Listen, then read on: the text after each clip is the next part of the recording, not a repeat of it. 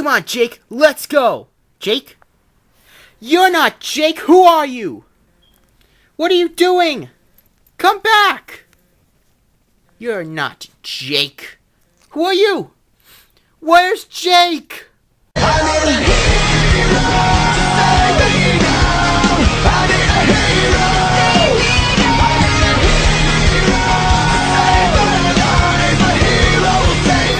freaking love Adventure Time. It is a great cartoon. So when I heard they were making a 3¾ line, I bought into it. Seriously, this is a really good toy. Now, I want to explain something. Well, actually two things real quick. Three. One, I apologize for not posting in a while. I've been very busy with basketball because basketball season started up and I'm on my school team. And, yeah, it's the holidays. Got some important stuff to do. So I do apologize about that. I also would like to say this will be part 1 of a part 2 video because soon part 2 will come out and that will be about Jake the dog. So yeah, just spoil that. So, Finn the Human. This is actually a pretty good toy. I gotta say, I really like it. Now, I want to explain something about this toy. It is a 3¾ toy of Adventure Time. Now, Adventure Time is a great cartoon. It's popular, but its popularity doesn't match stuff like Spider-Man, Batman, or other the superhero shows, which is why this is a $6 toy, and Marvel Universe, which is a $9 toy, 3-inch scale, and it has more articulation and better detailing. With this, it's on a stricter budget because Godzilla and Sonic toys and Mario, those are huge characters, but the demand is there. With Adventure Time, like Mario and Sonic, they're huge names, but they usually get the shaft in their toy departments. Like, their toys could easily be 10 times better, but they're not. Just a cost-saving measure. With Adventure Time and other shows like Max Steel, or some other show cartoon that's popular that has a toy line, like regular show, it has a demand, but its demand is not as huge as, let's say, Batman. So for this, you have a cheaper figure, but with the budget they had, it still turned out to be a really good toy. So I just want to clarify that it is cheaper than Marvel Universe, because a lot of people ask. I usually get the question of what I think with like these $5 toys that aren't as good as their $6 or $8 counterparts, or as good as something from the same something that's the same price from a different toy line. And this is my explanation. For something like Adventure Time, it's a cartoon that's was created a few years ago. Doesn't have the years of demand and fandom that other shows have, like Comic Book Heroes. Then again, even Godzilla is super popular, and he usually gets shafted in the toy department. Same thing with Mario and Sonic. They get the shaft in the toy department. So I just want to clear this out, and it is a toy that could have been better, but just the budget that it was allowed, it couldn't be. But with what we got, we still got in my opinion, a phenomenal Adventure Time toy. So for those of you who, because I get a lot of private messages and comments about this question, and this is how I answer it. So now we got that out of the way, let's talk about the packaging. Packaging is really good on the toy. Very nice picture of Ooh. I kind of would have liked it the treehouse was in the background. That would have been cool. But yeah.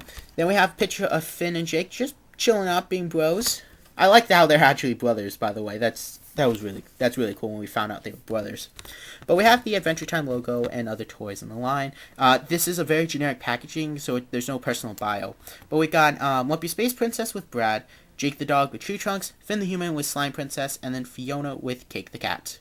A lot of people would disappoint that Cake wasn't a standalone figure, and I do understand. But she fits a little better in scale, in my opinion.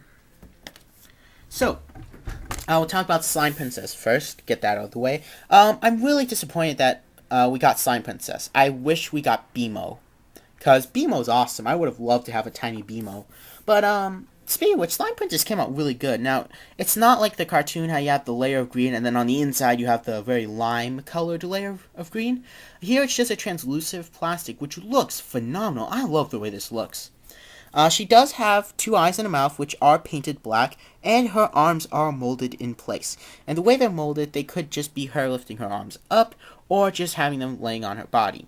She also has her crown, which is painted all the way around with the little gem on top, and it's a softer plastic. So if this falls, it won't break. I'm pretty sure that you would have to actually throw this thing on the ground like this to get it to break, because it is a stiff plastic, but softer plastic that allows some flexibility. But so yeah, Slime Princess came out nice. I really like this color, so it's not show accurate, true, but I like how it came out. Finn came out great. He does come with a figure stand, which I am so glad, because this figure at times has trouble standing up, and of course he's standing up right when I said he has trouble standing up. It's a very generic figure stand, which can be used with other characters, but I'm glad we included it. Talk about Finn. I'll talk about his sword later, because I have a little bit of a rant with that. Finn is great. Now, there are two ways to get this figure. A 2-pack that comes with a comic and Jake. The difference is that the figure's fists are closed, he does not come with a sword, and he has a different expression on his face, just a smile.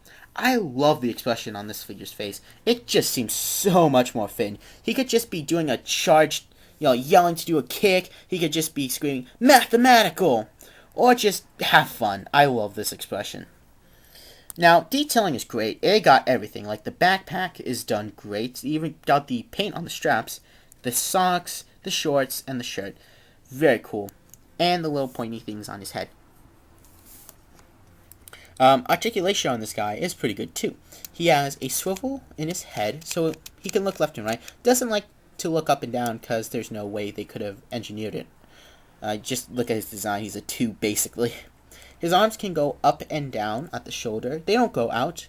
And then his arms do rotate where the shirt meets the skin. He does have 2 grippy hands, so he can hold the sword in either hand. And his hands are very, very soft rubber. I'm a little worried over time that these might break or dry. But you can allow some flexibility there. He doesn't have a waist joint. Thought he did, my bad. But he does have very Sonic-esque hip joints. This is a Sonic Toys hip joints, guys. Allows it to go up, and you can even rotate it, kind of similar to an Iron Man 2 toy, actually, and get the legs to go forward, so do a kick. They do not rotate where the skin meets the shorts, though, but he does have a knee joint, which is pretty good, and then his feet do rotate. And he does have a peg hole in one of his feet, so he can stand on his figure stand, which is very nice. Pretty good articulation. The only thing that really worries me is the arms, because they're very soft plastic. They might start drying over time. A lot of wheels that you see on Transformers do that now. I think a lot of the RID toys actually have been doing that lately.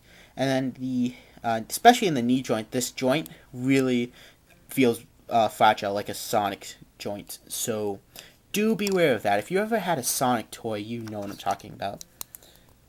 So articulation's pretty good. Get a couple of good poses. Mostly some sword poses, but nothing too crazy. And I like it. Considering the budget and the scale, they did pretty good. His final accessory is his sword. Now, this is his father's sword, Joshua's Demon Blood sword. This is a pretty good sword. Molding-wise, it looks great. I mean, he's got the line pattern on the hilt, and then on the handle, it is a different color. Has the pattern that a sheath would have, and then even painted the little tooth at the end. The only problem is that the sword is very tiny. In the show, this sword was not huge, but definitely a big sword. The circle part he put it in the middle of his backpack like this, and you could see both ends of the circle past his head. So it was a fairly big sword. Here, it's not reduced to a dagger size, but more like a fencing type size. So I wish the sword was bigger. Definitely really restricted by the budget. I'm not sure how they could have made the sword bigger, because I hear the budget for this was not that big, at least for the 3-inch line. I hear the 6-inch lines actually has a pretty decent budget. But yeah, I'm really disappointed with the sword. Detailing wise, it looks great. I mean, they got like the tooth right and the paint, but the fact that it's just really small. And this is a fencing sword, honestly, not a demon slaying sword. Which, by the way, I actually recently saw the origin of this sword. Holy crap, that was actually a really good episode.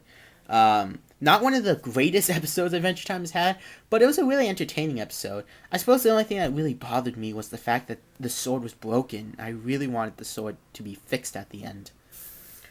But yeah, this is pretty cool. I gotta say, I like this set. Definitely recommend picking this up if you're an Adventure Time fan. It's $6 and something cents at Toys R Us. That's where I got mine. Definitely worth picking up. I highly recommend it. If you like 3-inch figures at Adventure Time, this is the figure you pick up. Definitely recommend it to have it on your desk. You can just play around a little. It's basically a desk toy, but I like it. And if you like Slime Princess, definitely recommend picking it up. I just ultimately wish it came with BMO and the sword is bigger, and to me the set would be perfect. So I hope you guys enjoyed the review. Stay tuned for part 2, which will be Jake the Dog's review, and I'll see you guys later with another review. Till then, adios.